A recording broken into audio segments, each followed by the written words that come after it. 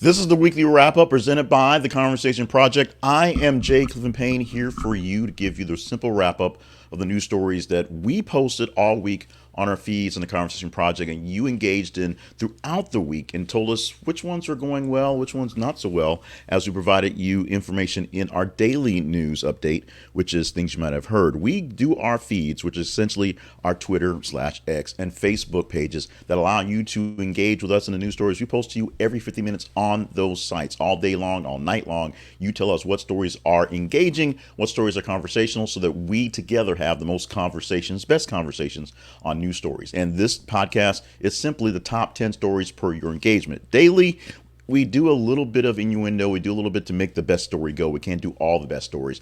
This is going to be the top 10 stories from Friday to Friday that you said were the most engaging. Including in this podcast are the stories not quite there. And that includes stories 11 through 15 called the Almost Rants. Obviously not quite top 10, but still very important. And many of those we covered in the daily stories that got your engagement as well. Plus one story at the very bottom of the list this week, and that is what we call the almost relevant story of the week. This story is always the one that has very little actual engagement, and it's usually one that's a bit more important. This one, I won't say it's trivial, but it does mean something in our time and age right now. Number 198 distinct different postings this week of news stories, and we're going to get to that one at the end of the bit, so stay tuned for that. Check out our website. This is a conversationproject.com. More details on how we do this every single day. Literally give you news stories to engage in and how we engage with you in other ways as well. Let's get into the main headlines. We'll count them down Casey Kasem style, going back to the whole countdown days and going from 10 to 1 to tell you what stories were the biggest stories per your engagement, what you said we needed to talk about this week. And we kick things off on a fairly familiar place. Actually, not actually that familiar place. This is the story that I'm surprised made it into the linking because of the target audience is essentially people in my age, my mindset, my business line. But maybe all you guys are playing Fortnite. Story number 10, first story of the morning. Fortnite leak reveals original map could be coming back. Now, the leak suggests that the Fortnite Chapter 4 Season 5 may go back to the Chapter 1 map, and that upcoming season may feature more than just original settings. Fortnite Chapter 4 Season 3 has just entered the annual Fortnite Nightmares phase, where it includes several nods to Halloween. Leaks suggest that the new season's Battle Royale map will be an alternate version of the Chapter 1 island. So if you are a fan of the Fortnite games, then you have a great treat coming to you soon as you go back to a bit of nostalgia, because that's what we do these days. If you're not, this whole story just goes over your head, which it does for me. I'm not a big gamer in Fortnite itself. But you guys, the entirety of the internet, folks that engage in this is a top 10 story. So it's a top 10 story. This story has a bit more impact for folks older than the main target audience, but it's something that, affects me as well as a music lover, as a person who loved the music of my dad. Really listened to things like the Isley Brothers. The sad passing this week of Rudolph Isley, founding member of the Isley Brothers and the songwriter for Shout and Twist and Shout and other songs. 84 years old this week where he passed. The Isleys, composed originally of Rudolph, Marvin, O'Kelly, Ronald, and Ernie Isley, formed in 1954, disbanded a year later, came back about 2 years after that when he signed with RCA Records.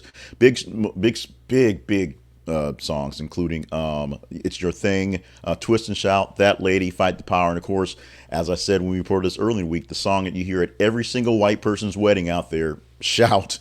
It was a big time hit for the Isley Brothers and their popularity. Now, for those of you who have known, they were starting to lose people in this generation because Rudolph Isley was 84 years old. So we're getting people who are getting to the age where we're not going to have founding members of long-time legacy bands, long-time legacy groups, and big-time singers. We lost a lot, so many, as we all get older. As I get older, I realize the folks of my youth and from beyond my youth aren't quite mortal. This is one where we have a tragic loss of a great musician, that being Rudolph Isley this week. This next story actually covered a bit for the things you might have heard in the day, and it seemed like I may have garbled it a bit because it seems kind of off. This sort of thing is going to come back to haunt us again, literally, later in the podcast. But Bella Hadid hailed for making Kylie Jenner delete Israel support post. This is a story we pulled from Yahoo News Entertainment, and they pulled it because they had great things there.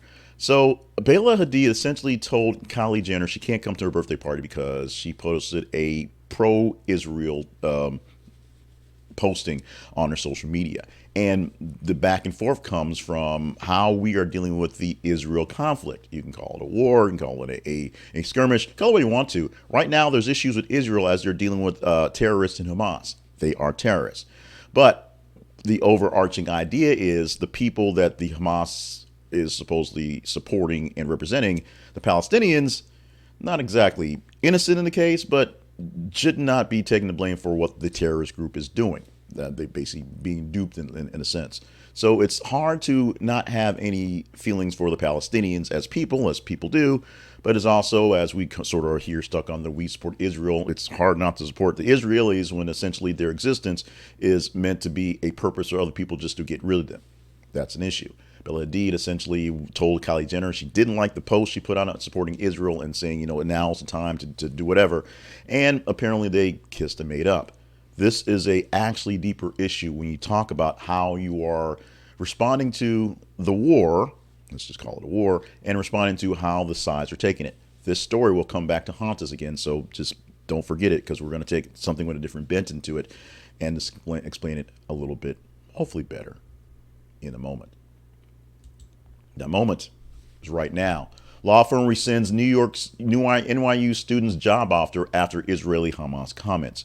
Now, this is from the Winston and Straub LLP, the law firm, rescinded a job offer to a college student that had made what they called inflammatory comments about Hamas's militant group deadly attacks on Israel over the weekend. This is we got the story on Wednesday, but this happened middle of the week. The student name is Rena Workman. He's the president of the NYU Student Bar Association and said that Israel bore full responsibility for Hamas's incursions, according to Reuters in the story. So, with that, Workman uses the pronouns they, them, so that complicates things even more. Wrote that they will not condemn Palestinian resistance, but insists that they condemn in the violence of apartheid, settler colonization, military occupation, and silence, which are issues that the Israelis and the Palestinians have been dealing with for the bulk of the life of Israel and, all of time, because the Jews. With those remarks that were called inflammatory by the law firm, the promising young person, using they, them pronouns, has been pulled from a job offer that they're going to get from this prestigious law firm. We'll call it prestigious. I don't know them, but we'll say they're prestigious. And so things are starting to get real. We're hearing a lot of cases where people are being punished in the workplace. We're hearing people in schools being punished socially because of their stance on this. And because we're not a monolith and just saying, we all stand with Israel does have its political backings here or there. People who say, well, what about the Palestinians? They don't really do this. And Israel's kind of pushing the buttons as well, which you can go back and forth with those things. That's where things get ugly. This will come back to haunt us even more in a bit. Our number 6 story for this week, we posted this on Friday, so it lasted the weekend and the whole week. The original lasted the weekend whole week. The headline update is Charlotte Cena's alleged kidnappers Craig Ross Jr. facing scrutiny in 2 unsolved murders. The man who kidnapped the bike rider in the middle of the woods 2 weeks ago, Craig Ross Jr., Charlotte found safe and sound. That's all great. But because they now have some evidence, some way to pinpoint things he's done, they can looking forward to maybe putting 2 more unsolved murders on his books. Because now they have DNA evidence and some semblance of a motive of way he does things. They're trying to piece together whether 2 unsolved murders in the area can be related to Craig Ross Jr. We will see that play out fairly soon. This story was a top story on Wednesday. When we posted it Tuesday, people reacted to it, and I'm not sure exactly why. This is a story out of the UK. We may have covered bits and pieces of it before, but it's come down to this. British TV personality Holly Willoughby quits daytime show days after alleged kidnapping plot. Now, the robot editor really didn't even put much in there about the kidnapping plot. However, she's been off TV for a few months. She's been in TV for 14 years, doing the morning show in the UK. But after recent very unsettling things against her, including a plot for kidnapping, She basically has had a peace out message to her fans and all the people who watched her. She's been it's an oddity. It's one of those things that you check out the link and go deeper into detail, or if you know the story, explain it to us. This would be like Katie Couric essentially quitting because somebody decided to do some sort of threats against her. Although she basically quit because, well, she basically quit. That's a whole nother issue. But you can check out the story, the full details in this one, and kind of get into what it is. This is a story that proves that we have a international flavor. We put it out there on the social medias, and you guys engaged in this one quite a bit. And so because of that engagement, we have it to talk about here. Let's move on to the next story. This story listed at number 4. And this story at number 4 was the top rated Facebook story. In fact, it did not, as most stories do, rate high in Twitter, and Facebook sort of helps rank it. This one had basically no Twitter show whatsoever. Nobody engaged with this one. This was close to being an almost relevant story. But apparently the Facebook gods like this one, and this one is all about the Facebook today. Here is your headline. Here comes the story. It is a doozy. Woman opens fire in Connecticut Police Department lobby, prompting exchange of gunfire with officers between bulletproof glass. So, thing number one, if you're going to fire off at officers, you probably don't want to go inside a police office because you probably get caught, which happened. You don't want to shoot at somebody behind bulletproof glass because it's pretty much not effective. These lessons learned by Suzanne Laprise, 51, who shot at a window in the front lobby at the desk of the Bristol Police Department this week. All bullets missed. Bulletproof glass, of course. She fired a gun at the officer, but the bullets were stopped by the bulletproof resistant glass. She was taken to custody and released from the hospital because she got hurt, and those things happen. She's been charged with multiple counts, including criminal attempt murder, there's one, and with special circumstances, illegal discharge of firearm, that's 2, criminal use of a weapon, and criminal mischief, 4 charges there as well. You guys on the Facebook love this story. Check out the link for more details on this one. I'm not sure how it even got here. Of course, we fill the feeds with stories all day long, so we never know what happens. This was an actual CBS News story from a real reputable news source. This isn't from the weird blogs that I pulled things from. So you guys seem to like this one, and so we're talking about it. You guys seem to like stories about turmoil and love breaking up. And so we're talking about Sophie Turner and Joe Jonas. And this story may be wrapping up much quicker than we thought. They may have settled a custody agreement. Now, this one does come from a blog, so you can take the notice here for a grain of salt. But it looks like after a day of Sophie Turner and Joe Jonas just hanging out, doing yoga, doing their thing, and talking over the details on their divorce, which is coming, and the settlement of custody for the children. Remember, Sophie Turner is a citizen of the UK, so she wants to make sure her kids can go to the UK.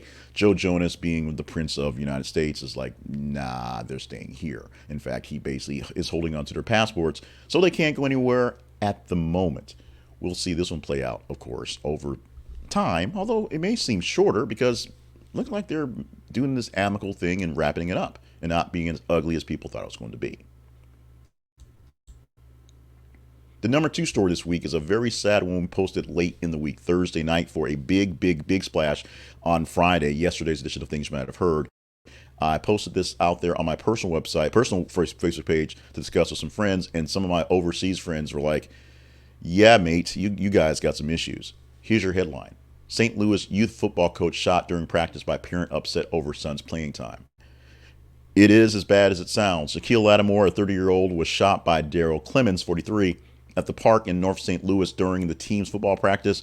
Clemens turned himself into police and faces charges of first-degree assault and armed criminal action. Luckily, Lattimore will be fine, but he was shot in several places, back, leg, arm, abdomen. Going to be okay, though. And the beef was Lattimore is the coach of Clemens' son, and Clemens didn't think his son was getting enough playing time. And so he shot him in front of the kids at practice. All sort of not good looks, all sort of not great things. We hope that Daryl Clemens gets some help and so he can be a better dad for his children. We hope that Shaquille Lattimore gets better because he needs to be well. Hopefully he's a fairly good coach and a fair coach. Hopefully there's no other issues involved other than the fact that Mr. Clemens has an issue with his kid and his playing time in youth football, not even high school. It is youth football.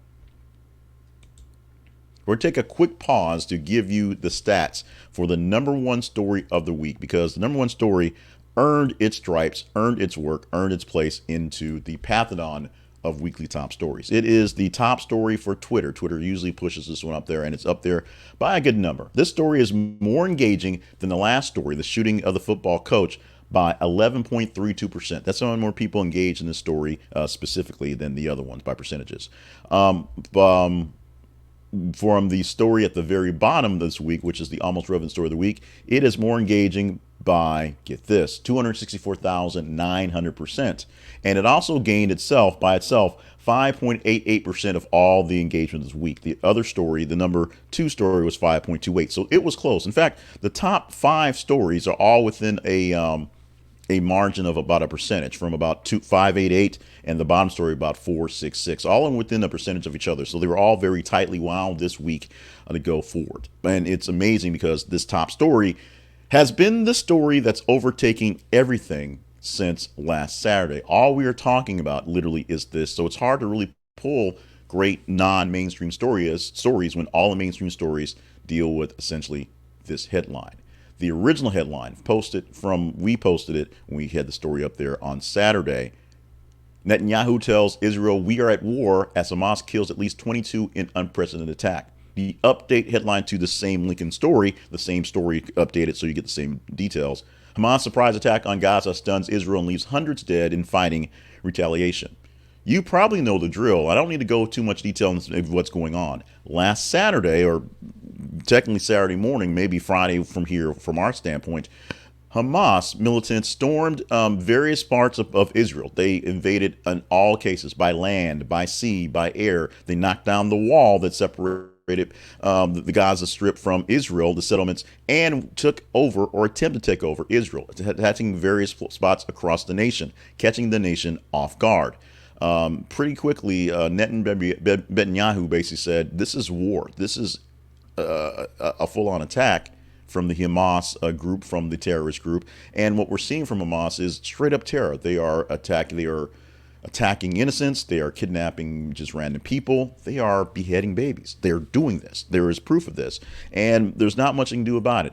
While the larger scope of, is Iran involved? How else is planned? What's going on? What we've learned from this in a full week is that this is essentially 2 years worth of planning, set to be on the exact date, exact time, 50 years of the last time there was a big attack on Israel on a big Jewish Israel holiday. So it is of significance, and it's something that maybe Israel should have been prepared for, because it was a big number, 50-year anniversary of the attack on the holiday. So for the past week or so, we've had a lot of things happening with the United States, us, and many other nations sort of doing what they can to deal with this. However, we haven't even talked about the fact that here in the States, we don't have a working government, so we can't deal with what we can officially do for the Israelis other than keep giving them stuff we're giving them. We can't deal with the other issues we have, of course, the underlying issue that if we can't deal with them, we can't deal with Ukraine. Why are we giving money to Ukraine and Israel? Why don't we love the Palestinians? We've already said that a couple times. And the big sort of just wrap up of why are we dealing with this with these other people? Why is it our problem when it should be their problem? There's a lot of reasons why it should be our problem, because number one, we are still the big brother, whether we want to be or not. And number two, if we don't get ourselves involved in different pieces, other people will get themselves involved, and then we have less sway over the world. It's that simple. We pay them a little bit so they like us better than the other folks. It's how things work in the world. It's how things are working here. And as we follow along with this very tragic situation, it's a terror action. War may be a bit of a stretch, but it's a terror action where full terrorists are attacking a nation. We're going to see this thing play out, hopefully, to some peaceful ending soon, because this thing could go for a while. So with the top 10 stories now listed, what we do is we also produce a second podcast, which I didn't say in the opener, but it's always there, called The Story of the Week. We take one of the news stories. Last week we took two. We took one of the news stories and we expound on that in about a 15, 20-minute editorial that's just pure sound, pure audio, so I can kind of do it without the suit and everything. And we give you a chance to go deeper into the story, or I go deeper into the story, and you can react to that. This week, we did this by, well, we always do this by taking the stories and going back and forth and just, moving them out of order and battling the headlines until we get a top story. For this week, we have a interesting set of stories that we had to choose from. The winner, if you will, or the top story this week is the one at number 7. Law firm rescinds new NYU students job offer after Israel Hamas comments. And so we're going to take this story about the war, the conflict, the terror action, and take it to the part about your support. Should you be punished for not supporting the popular option? Even if you're not saying, oh, yeah, I'm sending money to Hamas so they can keep this thing going. If you're trying to give some love to the Palestinians, saying, they're kind of innocent, so leave them out of it, and getting hate for that, is that the right approach? The answer, of course, is not really, but it doesn't matter because it happens. We'll go deeper into that one into that podcast, separate feed of that podcast. The runner-up story was a St. Louis youth football coach who was shot during practice because his son was upset with playing time. This going into not so much the gun violence thing, although obviously that's 50% of the issue, but the way that we are kind of not being well with people these days. We just aren't getting along well with anyone. And this is a case where, because I think I'm slighted, I have the right to physically harm you. That's a no-no. That is wrong. The guy got shot because his son didn't get enough playing time in youth football. We're not doing that one. We're talking about how people are reacting in Israeli Hamas comments and what it means to the grander scheme of us engaging each other. I guess technically they're the same issue, but we're going deeper into what people are saying about this conflict in particular. We'll do a little Ukraine and other things as well, but basically what people are saying about all these conflicts we're doing overseas and how whatever size you pull for them has a difference in how you are reacted to. Now, a real break we're going to take right now. We're going to take a quick break for commercials and promotions. So just it will not be bad. We have some great stuff to sell to you and great things to talk about what we do. And when we get back, we'll talk about the stories that aren't quite there. We call them almost rans. They're stories 11 through 15, almost in the top 10, runner-ups because they're not quite there. And the almost relevant story of the week. This one's not quite as relevant as other almost relevant stories, but it is something to think about as we're getting into the cold and flu season. There's your teaser for that. Those stories coming up in just a bit after a quick commercial break. This is the Conversation Project's weekly wrap-up for the week ending October 14th, 2023. And so our sponsor spot this week is taken up by me and Mastering Your Money, the new book by me, J. Cleveland Payne. Along with the news content that we do here for the Conversation Project, my overarching media company is called More Better Media, and it has various different things that it provides. It provides personal development things, health and fitness stuff, and business stuff, and money things. I worked on this book for the past couple of months. I've been working on it in bits and pieces for a while. For the past couple of months, I pulled together all the research and kind of quickly jammed into something that, one, I could sell, and two, I could get out there to push some more things I'm doing for the More Better Business brand, or the Business Questions Answer You brand, because money is important for businesses. Money is important for personal lives and businesses. So this is essentially a personal finance book that you can use to get your personal finances in order so you can deal with your side hustles and your business, or you can apply these things essentially to your business as if your business were a person, because as Mitt Romney says, business corporations are people. He said it a long time ago. Some of you young folks may not remember that, but we'll go check it out. Along with binders of women and corporations are people, that sort of tanked his presidential hopes. But go back and check that out. But first, go to Amazon. We're on actually all the platforms. You can find us platforms and actually some bookstores as well, some independent bookstores because of the platform. But Amazon's where I can keep count. So go to Amazon and you can see the book, Mastering Your Money. Search for Mastering Your Money, J. Cleveland Payne, and you get it for $5 for Kindle and $10 for or paperback. Take a penny off because it's, marketing. Check it out today. Get your money right today. 13 simple things you can do and get started right now to get yourself on the path to financial wellness. All based on me, a guy who's really bad at finances and needs every single one of these tips. So check it out on Amazon today. Search for Mastering Your Message, J. Cleveland Payne, and I thank you for the buy. I also thank you for stopping by the Conversation Project website. This is theconversationproject.com. It's our home online where you can find the weekly wrap up, the wrap ups for this stuff, either in the newsletter form, essentially the links plus replays of the video and the audio. You can also find our everyday show, which is things you might have heard, every weekday show. Monday through Friday, we give you headlines to get your day started, although you can watch it whenever you feel like it. On Mondays, top 10 or 10 stories from the top 30 stories of the weekend. And for Tuesday through Friday, 8 stories for top 15 stories of the previous day. Now, a big part of this is you following us in the feeds, giving us love, telling us what to do. I've not explained the feeds yet in detail, so let's go ahead and do that. The feeds are Facebook and Twitter. Our links on Facebook and Twitter, or X. On Twitter, or X, th_conversation. On Facebook, this is Conversation Project. Every 50 minutes, all day, all night, we're posting news stories from various sources. We miss out sometimes, like this week, we didn't get the full 200 or so stories, but we get them most of the time, so about every 50 minutes or so. We just need you to check out your own feeds for your own stuff and engage in the stories you see when you check us out here or there. Like them, love them, hate them, share them, engage in the stories, and the more engagement you give them, the better chance we have of talking about them. The pure top 10 here on this show here for the weekend, the bigger ones for the mornings going on, and in our video commentaries that we put out in shorts on TikTok and on YouTube Shorts. Check out where you can find all the ways to get us at our website. Check out where you can find ways to get to us at our website. And one that we want to make sure you, or two we want to make sure you know about, email the show at theconversationinbox@gmail.com. Click on the partnership link at our website to see if there's ways we can hook up to work together to do better things. We thank you in advance for all of those things as well.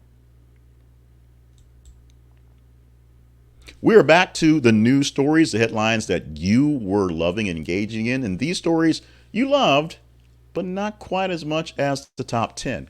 11 through 15, the almost rans. Let's go through them right now. Starting off at number 11, Drake, 36, calls out weirdos commenting on his relationship with 19-year-old Millie Bobby Brown. Now, the joke, which I also passed on when we talked about this one in the week, is that Bobby Brown, Millie Bobby Brown herself, it's her prerogative to do whatever she wants to do. But that's not the issue. Drake, who has, plenty of issues and a new album to promote, is kind of dealing with the crap he's getting from folks who are saying he's really close to this 19-year-old kid.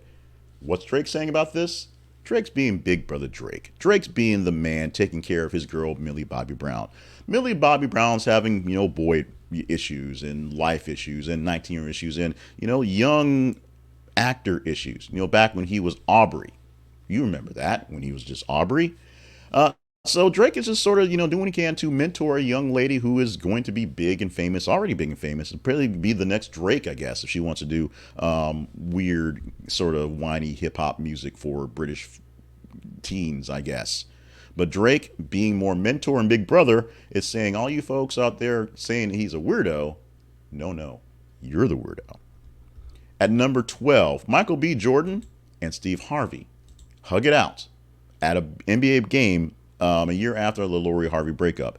Lori Harvey, who I said when we talked this up before, is famous for being Steve Harvey's stepdaughter, essentially. Maybe she's a basketball wife. Maybe she's some. I don't know what she actually is famous for, but she pops up in the blogosphere, in the trades and the stuff. And she was dating Michael B. Jordan, and they broke up. And it was a pretty bad breakup for all practical purposes.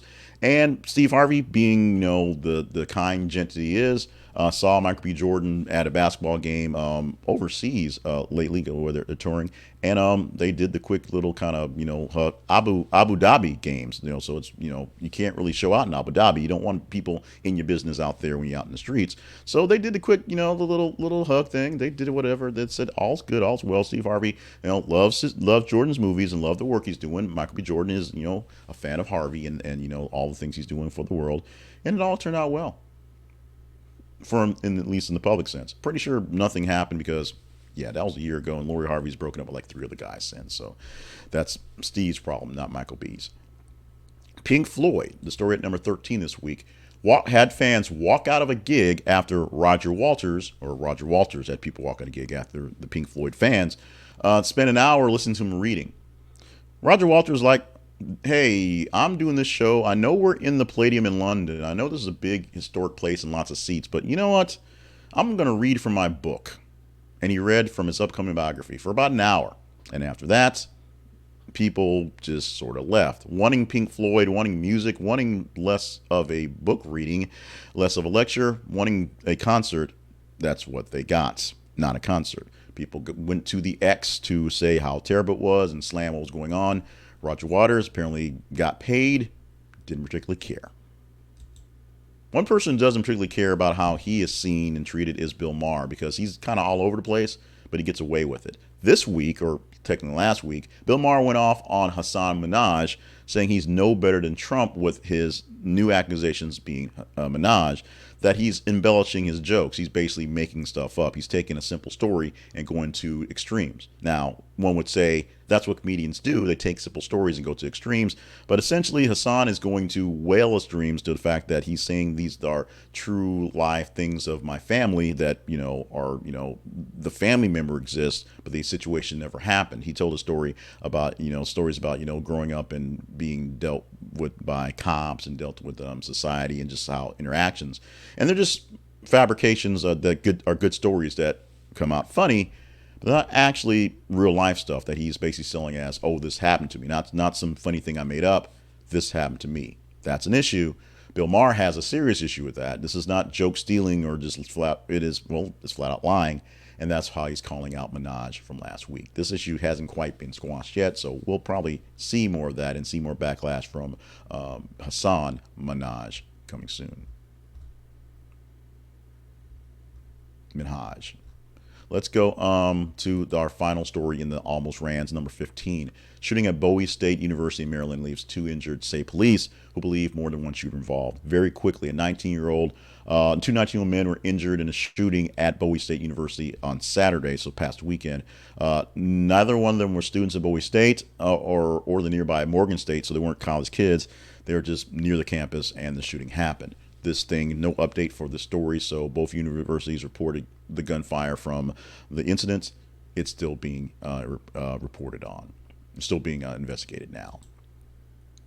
Quick pause before we wrap things up. I want to remind you that our website is thisistheconversationproject.com.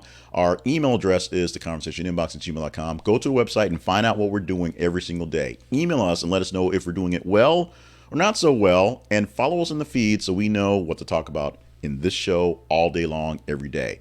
The conversation is found on Facebook or Twitter at th_conversation. Or, I'm sorry, on Twitter or X at th_conversation. It is found on Facebook, definitely, at facebook.com/this is a conversation project. So find us there, follow us, the feeds. It costs you really nothing to do the things I told you there, but a little bit of time and effort and the want to be a part of the conversation community. And now, the story that we told you was so not engaging that it basically got very little love. It was less engaging in the Hamas-Israel conflict war terrorist act by over 264,000%. Guess what? Here's your headline. It might be important. The headline for the story actually reads like this: similar to long COVID, people may experience long colds, research finds. Some people experience long-term symptoms following a common cold, flu, and pneumonia, or other respiratory illnesses similar to the pattern seen in long COVID. These symptoms include coughing, stomach pain, and diarrhea, and may also include a loss of sense of taste and smell that continues. So once you're done with your cold, your symptoms may linger for a bit, and quite a bit. Now, as we're learning about long COVID, people who go through serious bouts of COVID and then have issues with their breathing, issues with their smell, not being, their energy levels going forward because they had that virus. Since the COVID-19 virus, it's essentially the cold and the flu are basically the same general genre, not as deadly. Essentially the same things apply. Why people see they can't shake off a cold when they're done is for the same reasons. Interesting research, but is this one relevant? Yeah, it's relevant, but not much love from you guys. We posted this way back early on last Sunday, so it didn't take long for people to not care about this one and to care about other stories to overtake this on the list.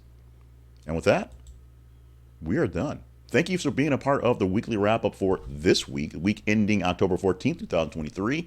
We are so glad to have you in the family, and as we say, follow us in the feed so you can tell, just like you do in your family, tell people what to do.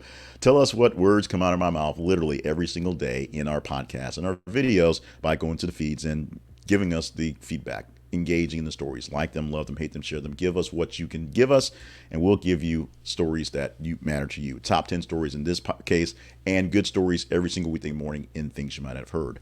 So prepare for the next podcast, which is a story of the week. We're going to talk about Hamas and talk about Israel and talk about what you think about the conflict and how that's affecting people in real time right now. We want you to find us on our various platforms. Go to our website, thisisaconversationproject.com, for details on everything we do. And just be you. Stay limber, stay hydrated, stay on task for all the grand things that you are here to do every single day for all the folks out there. It's not just about you listening and watching our videos, which we need, definitely. I need that. But the world, people out there are counting on you to be you. So do your best to be you. If you need help in being you, reach out to someone who can help you walk through whatever's going on. Once again, I'm Jay Cleveland Payne, back again in a few hours as this works out for the story of the week. And Monday morning with a video live, 5:50 a.m. in the morning to kick off the week with 10 stories from the weekend that you deemed were pretty gosh darn conversational with things you might have heard. We'll see you in the ether of the internet later.